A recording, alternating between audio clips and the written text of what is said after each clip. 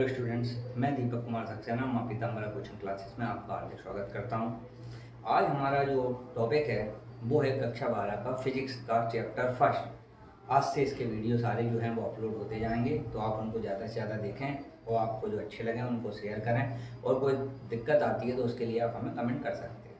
तो आज का हमारा जो टॉपिक है फिजिक्स का जो फर्स्ट चैप्टर है उसका नाम है विद्युत आवेश तथा क्षेत्र। विद्युत आवेश तथा क्षेत्र का मतलब है कि सबसे पहले हम जानेंगे कि चैप्टर में फिजिक्स में विद्युत क्या है, उसके हिसाब से हम आवेश को डिफाइन करेंगे। और आवेश के अंतर्गत इस चैप्टर में हमें बहुत सी चीज़ें पढ़नी हैं, उसको अपन टॉपिक वाइज क्लियर करेंगे। जैसे कि विद्युत क्या है, विद्युत कितने टाइप्स की होती है, आवेश क्या है, आवेश के प्रकार क्या हैं, आवेश का विमी सूत्र क्या है, आवेश के गुण कौन कौन से होते हैं, और आवेश के गुण के तहत अपन देखेंगे कि अक्षीय और निरक्षीय स्थिति क्या है, द्विध्रुव क्या है, गॉस प्रमेय क्या है और उसके अनुप्रयोग क्या हैं, और कूलॉम का नियम क्या है। इन सभी टॉपिक्स को अपन स्टेप बाय करके एक एक करके सभी टॉपिक्स को समझेंगे। तो आज का जो टॉपिक है वो है आवेश। आवेश से पहले हम समझें विद्युत क्या है। विद्युत का मतलब होता है कि जिसमें विद्युत क्या है, विद्युत जो होती है वो एक प्रकार की क्या होती है, ऊर्जा होती है। विद्युत क्या होती है, एक प्रकार की ऊर्जा होती है। मतलब कि विद्युत एक प्रकार की ऊर्जा है जिसमें हल्की वस्तुओं को आकर्षित करने का गुण उत्पन्न हो जाता है। अगर पदार्थ में विद्युत है तो विद्युत क्या करेगी, विद्युत एक प्रकार की ऊर्जा होती है जिससे हल्की वस्तुओं में आकर्षित करने का गुण उत्पन्न हो जाता है। और जब उनमें वो गुण उत्पन्न हो जाएगा तो उस चीज को हम कहते हैं कि वो आवेशित हो चुकी है, यानी कि वो विद्युन्मय हो चुकी है। मतलब कि इसका काम क्या है, विद्युत एक प्रकार की ऊर्जा होती है जो हल्की वस्तु को आकर्षित करने का गुण उत्पन्न करती है, आकर्षित करने का गुण उत्पन्न करती है। अब आकर्षित करने का गुण उत्पन्न हो गया, जब उसमें वो गुण उत्पन्न हो जाएगा तो उसकी कंडीशन ये है कि गुण उत्पन्न होने का मतलब है कि हम कह रहे हैं कि वो वस्तु कैसी हो गई, विद्युन्मय हो गई। या अपन अपनी भाषा में बोलें कि वो वस्तु कैसी हो गई, आवेशित हो गई है। ठीक है, विद्युन्मय हो गई या आवेशित हो गई। अब बात आती है आवेश की। आवेश से पहले हम विद्युत के बारे में एक दो चीजें और देखेंगे। सबसे पहले जो वैज्ञानिक थे विद्युत के लिए, जो जिन्होंने खोज की या अपन कहें उन्होंने अनुसंधान की या उसके लिए जो कोशिशें की जिससे पता चला, तो वो सबसे पहले थे 600 ईस्वी पूर्व जो वैज्ञानिक आए थे वो थे अपने थेल्स। थेल्स ने एक पदार्थ लिया, कौन सा, एम्बर। एम्बर नाम का एक पदार्थ था, यह अपन का पदार्थ क्या, वो क्या था, एक रेजन था, जिसके थ्रू उन्होंने किसी कागज पे, कांच के क्षण पे, रेशम पे रगड़ने के बाद उससे देखा कि जो पदार्थ जो है वो उसकी तरफ आकर्षित या प्रतिकर्षित होते हैं। तो उस चीज से उन्होंने विद्युत के नाम, और एम्बर को ही अपन ग्रीक भाषा में अगर एम्बर को देखें तो इसी चीज को अपन कहते हैं ग्रीक भाषा में, एम्बर को ही बोलते हैं इलेक्ट्रॉन। क्या बोलते हैं, इलेक्ट्रॉन। और इलेक्ट्रॉन से ही क्या बना है, इलेक्ट्रिसिटी। माने कि थेल्स ने जो हमें बताया कि एक एम्बर एक ऐसा पदार्थ है जिसको ग्रीक भाषा में बोलते हैं इलेक्ट्रॉन, और इलेक्ट्रॉन शब्द से ही उत्पत्ति किस चीज की हुई, इलेक्ट्रिसिटी की, यानी कि विद्युत की। अब विद्युत क्या होती है, जो एक प्रकार की ऊर्जा है जिसमें हल्की वस्तुओं को आकर्षित करने का गुण उत्पन्न होता है। और जब वो गुण आ जाता है तो उस चीज को हम कहते हैं कि वो एक वस्तु या वो एक पदार्थ जो है वो आवेशित हो चुका है या वो विद्युन्मय हो चुका है। अब विद्युत दो टाइप्स में हो जाती है, जैसे कि एक हम बात करें स्थिर विद्युत की और एक बात करें हम धारा विद्युत की। दो टाइप की। स्थिर विद्युत वो होती है जब हम उसमें आवेश को बहने ना दें, रोक दें उत्पन्न आवेश को, तो वो हो गई स्थिर विद्युत। अब जब वहां पे धारा बह रही है तो उस कंडीशन में वो हो जाती है धारा विद्युत। एक टाइप से आपने देखा होगा कई बार कि हम जैसे बाल में रगड़ें कोई चीज, कंघा रगड़ें, बाद में उसको कागज पर रखें, हल्के छोटे छोटे धूल के कण उसमें चिपक जाते हैं, उसको बोलते हैं घर्षण विद्युत। वो जो घर्षण विद्युत होती है उसके द्वारा जो है उसकी खोज जो है, अपन कहें घर्षण विद्युत के बारे में हमें बताया था विलियम गिलबर्ट नाम के जो एक साइंटिस्ट थे, उन्होंने बताया था सबसे पहले घर्षण विद्युत के बारे में। तो ये सारी चीजें तो हो गई हमारी कौन सी, विद्युत के बारे में। अब हमारा जो टॉपिक आता है वो आता है कौन सा, अपना अब आता है हमारा टॉपिक आवेश के। आवेश होता क्या है, जो कि इस प्रकार अपन देखेंगे आवेश को, फिर आवेश के सारे गुण वगैरह जो है वो अपन एक स्टेप वाइज करके सीखेंगे। अब जो है वो है आवेश। आवेश क्या है अपन अब देखेंगे। अब बात कर रहा है अपन किसकी, आवेश की। ठीक है, आवेश क्या है, आवेश पदार्थ का एक गुण है, मूलभूत गुण है। मतलब कि अगर कोई वस्तु आवेश ग्रहण कर लेती है तो वो आवेशित हो जाती है, यानी विद्युतमय हो जाती है। तो उस कंडीशन में अब बात आती है कि आवेश क्या है। आवेश एक पदार्थ का मूलभूत गुण है जिसके द्वारा पदार्थ जो है विद्युत या चुंबकीय बल का अनुभव करता है। माने दोनों प्रकार। आवेश क्या है, मूलभूत गुण है, मूलभूत गुण है जिसके द्वारा जो पदार्थ है वो चुंबकीय और विद्युत क्षेत्र का अनुभव करता है। तो वो हो गया आवेश। अब आवेश की जो इकाई है ये ऐसा ही मात्रक है। आवेश के बारे में कुछ चीजें हैं वो अपन देखेंगे। जैसे कि आवेश दो प्रकार का है, या तो आवेश कैसा होगा, धनावेश होगा, या आवेश कैसा होगा, ऋणावेश होगा। अब दो टाइप का आवेश, या तो धन होगा या तो आवेश कैसा होगा, ऋण होगा।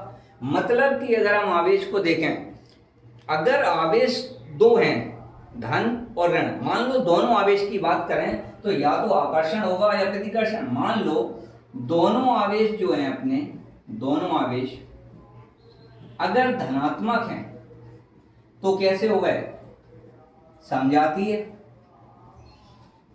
यानी कि दोनों के बीच में होगा हमारा क्या, प्रतिकर्षण, क्योंकि दोनों आवेश एक समान है, समजाती हैं, तो एक दूसरे को क्या करेंगे, प्रतिकर्षण करेंगे।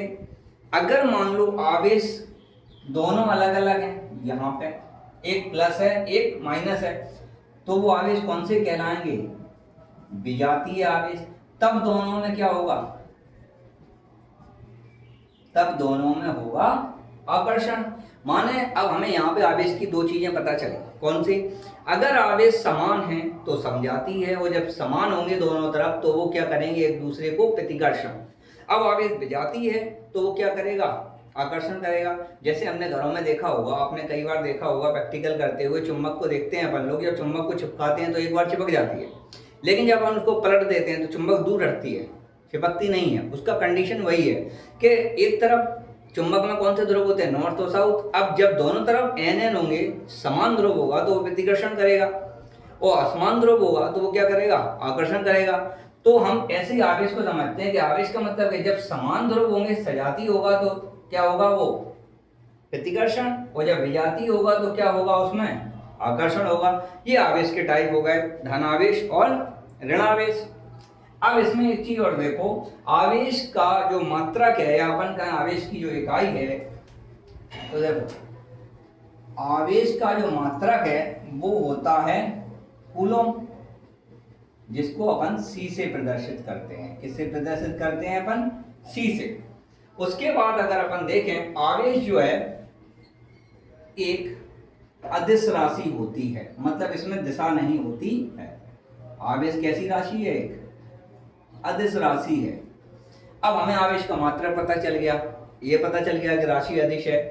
अब बात आती है विमी सूत्र की। तो आपने कक्षा 10 में पढ़ा होगा विद्युत धारा चैप्टर में, साइंस में, कि आवेश प्रवाह की दर विद्युत धारा कहलाती है। मतलब कि अगर हम बात करें कि आवेश प्रवाह की दर, यानी कि विद्युत धारा क्या है, Q/T। आवेश प्रवाह की दर क्या है, विद्युत धारा।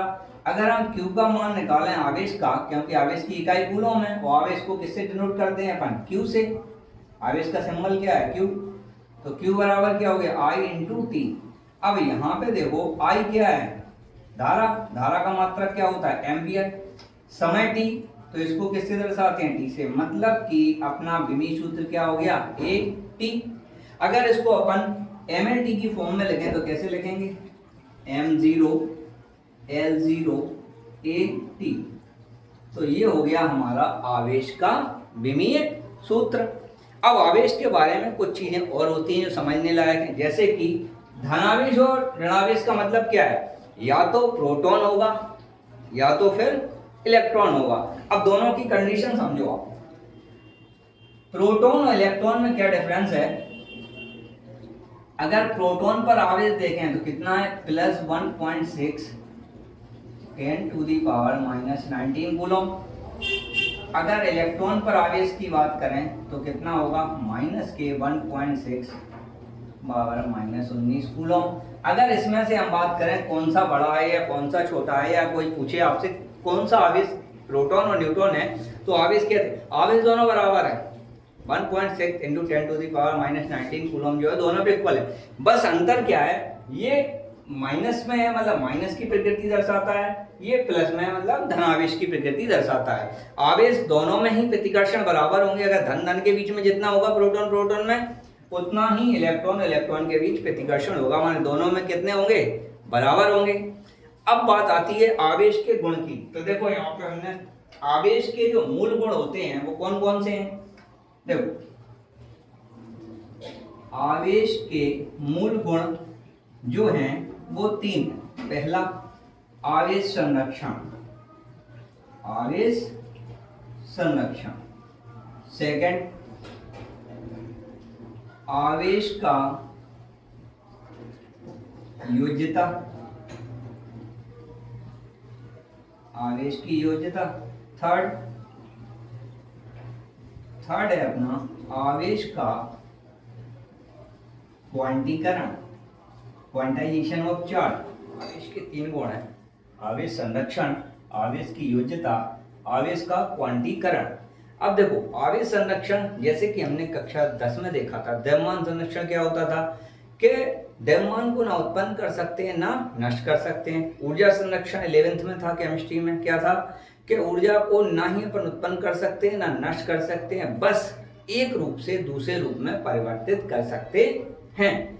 उसी तरीके से अपन आवेश संरक्षण को समझे तो आवेश संरक्षण का मतलब क्या है कि हम आवेश को ना उत्पन्न कर सकते हैं ना नष्ट कर सकते हैं, बस एक रूप से दूसरे रूप में या एक स्थान से दूसरे स्थान पर परिवर्तित कर सकते हैं, माने स्थानांतरण कर सकते हैं। माने कुछ आवेश यहाँ है तो कुछ आवेश वहां पे चला जाए, ट्रांसफर हो जाए, लेकिन हम नष्ट नहीं कर सकते। लेकिन दोनों तरफ आवेश कैसा होगा, इक्वल होगा, डिवाइडेड होगा, लेकिन बराबर होगा। मान लो हम 2 पदार्थ हैं जिसमें एक, जैसे कि अपन देखें यहाँ पे आवेश संरक्षण, हम बात करें कि हमने 2 पदार्थ लिए, जैसे 2 पदार्थ है, इसमें 2 कूलम का आवेश है, इसमें 3 कूलम का आवेश है, ठीक है। अब इन दोनों को आपस में मिलाएं रगड़ें तो कुछ आवेश जो है घर्षण के कारण यहाँ पे ट्रांसफर हो जाएगा। मान लो 1 कूलम यहाँ आ गया तो यहाँ कितने बचे, यहाँ पे अपन देखें तो कितना हो गया, 4 कूलम, यहाँ पे क्या हुआ 1 कूलम, लेकिन फिर भी 3 और 2 टोटल कितना है, 5 कूलम, यहाँ पर भी कितना है, 5 कूलम।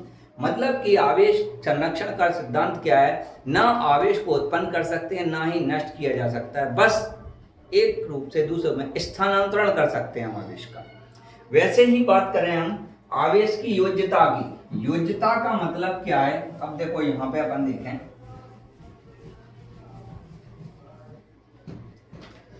आवेश की योज्यता, योज्यता का मतलब होता है कि एक पदार्थ में कोई आवेश है, जैसे कि हमने बात करी कि इस पदार्थ में आवेश है कोई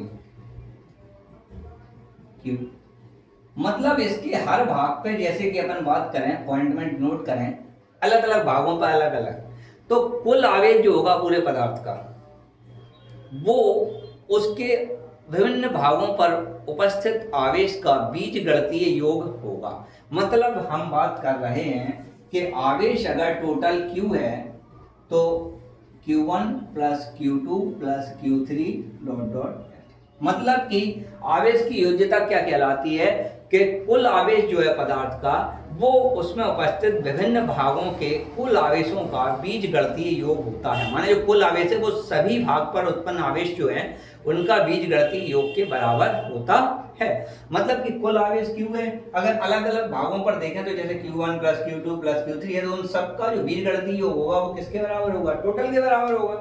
तो इसको बोलते हैं आवेश की योज्यता का सिद्धांत या आवेश की योज्यता, ये भी आवेश का एक मूलभूत गुण है। उसके बाद बारी आती है आवेश का क्वांटाइजेशन, यानी कि आवेश का क्वांटीकरण। आवेश का क्वांटीकरण क्या होता है, क्वांटीकरण का जो फॉर्मूला है सबसे पहले अपन देखें तो क्वांटीकरण का फॉर्मूला होता है Q equal two plus minus NE, कई जगह Q बराबर NE भी लिखा होगा। तो देखो इससे अपन फॉर्मूला देखें तो ये तो हो गया कुल आवेश। ये एक पूर्ण संख्या है।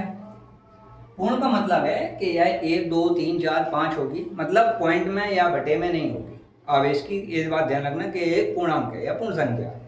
उसके बाद अपन बात करेंगे इलेक्ट्रॉन का आवेश।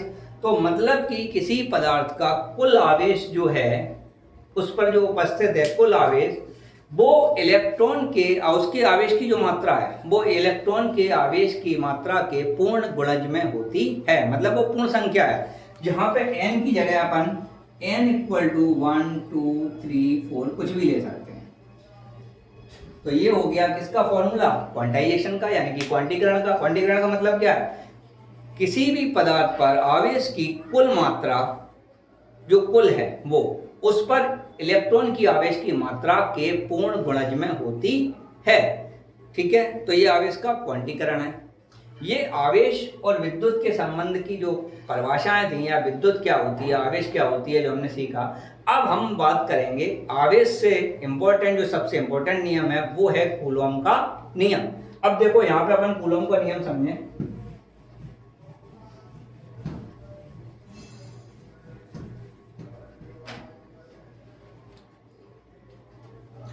जैसे कि दो बिंदु आवेश हैं, एक तो है Q1 एक है Q2।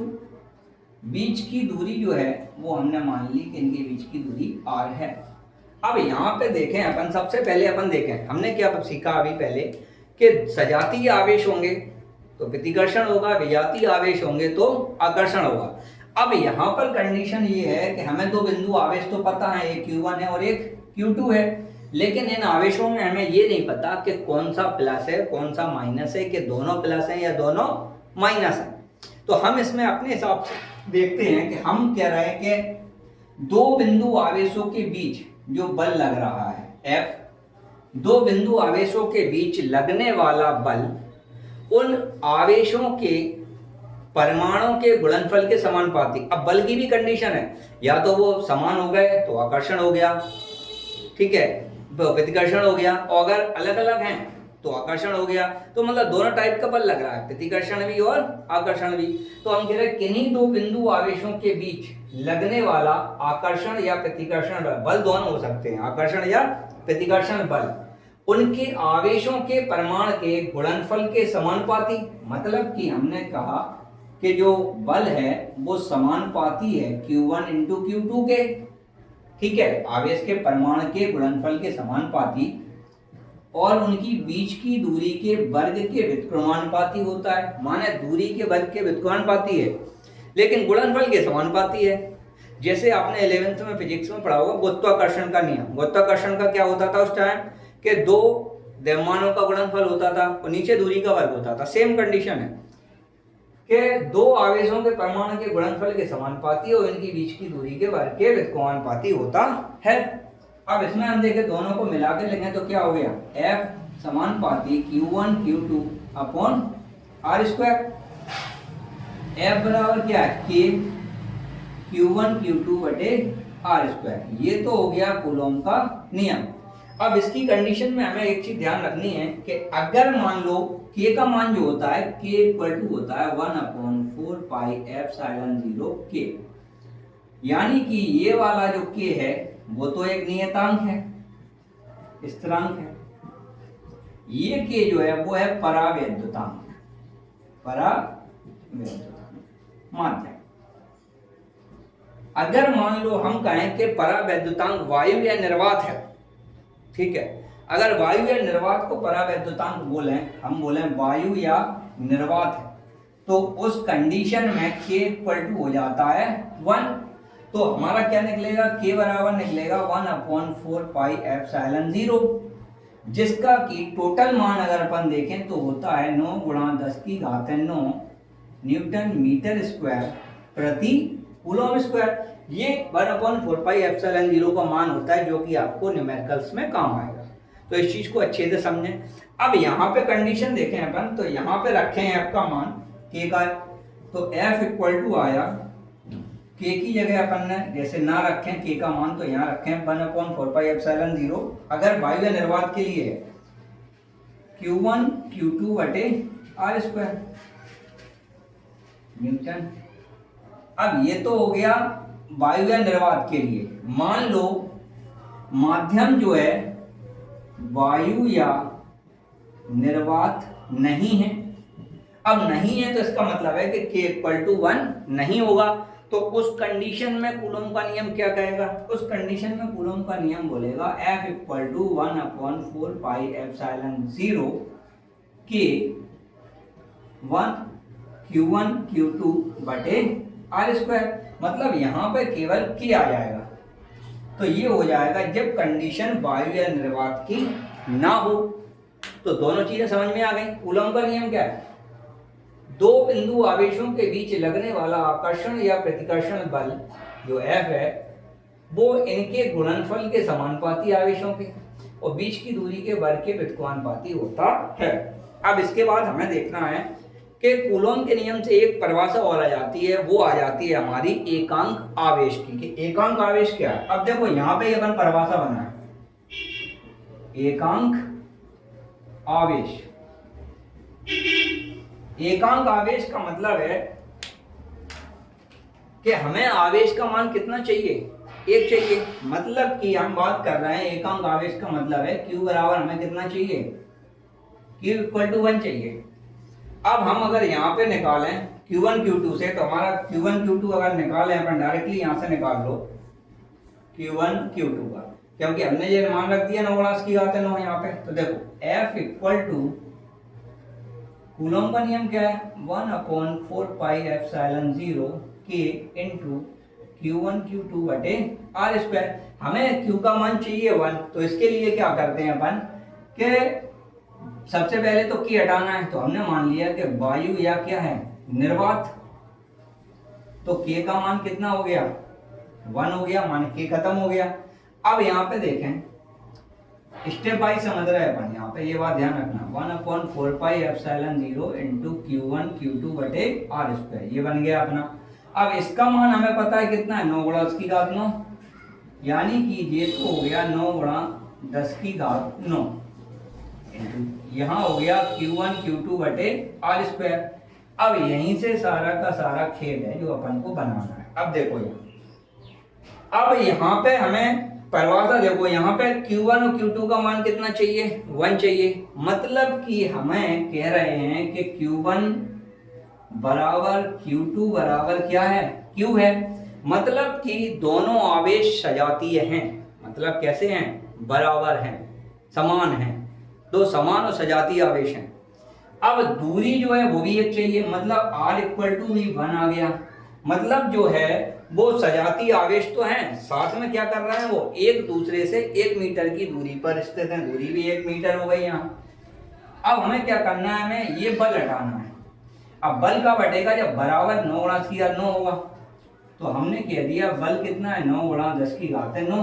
अब इस सभी को मान रखो 9 गुणा 10 की घात 9, यहाँ भी 9 गुणा 10 की घात 9, यहाँ पे Q स्क्वायर आ जाएगा और यहाँ पे 1 स्क्वायर। तो 9 गुणा 10 की घात 9 माने 1, यानी कि Q स्क्वायर इक्वल टू 1 और Q इक्वल टू क्या आ गया? 1, माने आवेश इकाई आ गया। अब इसमें हमने क्या क्या किया वो परिभाषाएं समझो। एकम आवेश के लिए क्या है? यदि दो समान आवेश सजातीय आवेश एक दूसरे से, दो सजातीय आवेश हैं ये, एक दूसरे से 1 मीटर की दूरी पर, क्योंकि दूरी भी क्या रखी हमने? 1 मीटर की दूरी पर, ठीक है, वायु या निर्वात में, क्योंकि माध्यम भी है, एक माना है हमने। तो दो सजातीय आवेश या दो बराबर सजातीय समान आवेश एक दूसरे से वायु या निर्वात में 1 मीटर की दूरी पर रखने पर यदि, अब यदि देखो उन पे बल कितना लिया है? 9 गुणा 10 की घात 9, क्योंकि हमने ये हटाया है। यदि उस पे 9 गुणा 10 की घात 9 न्यूटन का प्रतिकर्षण बल लगता है तो आवेश का मान एकांक आवेश कहलाता है। मतलब कि अब सीधी सीधी परिभाषा है समझने के लिए कि यदि दो समान आवेश एक दूसरे से वायु या निर्वात माध्यम में 1 मीटर की दूरी पर उपस्थित हैं और यदि उन पर 9 गुणा 10 की घात 9 न्यूटन का प्रतिकर्षण बल, क्योंकि सजाती कर दिया तो प्रतिकर्षण होगा, तो प्रतिकर्षण बल 9 गुणा 10 की घात 9 न्यूटन का अगर लग रहा है तो आवेश हमारा एकांक आवेश कहलाता है। ये प्रूफ है, स्टेप बाय स्टेप करवाया इसलिए इतना, वरना यहाँ डायरेक्ट करके हम खत्म कर सकते थे। जिससे क्या होता है कई बच्चों को क्लियरिटी नहीं मिलती है कि किस तरीके से हमें फिजिक्स को करना है। तो आज जो हमारा टॉपिक है, हमने क्या सीखा, विद्युत क्या है, विद्युत कितने टाइप की है, ठीक है, दोनों आवेश क्या होते हैं, आवेश किस तरीके से, आवेश कौन सा है, धनावेश क्या है, ऋणावेश क्या है, मान कैसे हैं उनके, उनके मूलभूत गुण कौन से हैं, क्वांटाइजेशन यानी कि क्वांटीकरण, योज्यता और आवेश संरक्षण का नियम, ये सारी चीज़ें हमने सीखी। इस वीडियो को ज़्यादा से ज़्यादा अपने दोस्तों को शेयर करें, जो भी 12th से रिलेटेड जो है, जिन बच्चों कोचिंग नहीं लगा पाते उनको शेयर करें, जिससे कि वो सारी चीज़ें वो यूट्यूब के माध्यम से पढ़ सकें। माँ पीताम्बरा कोचिंग क्लासेस आपके उज्जवल भविष्य की कामना करती है। धन्यवाद।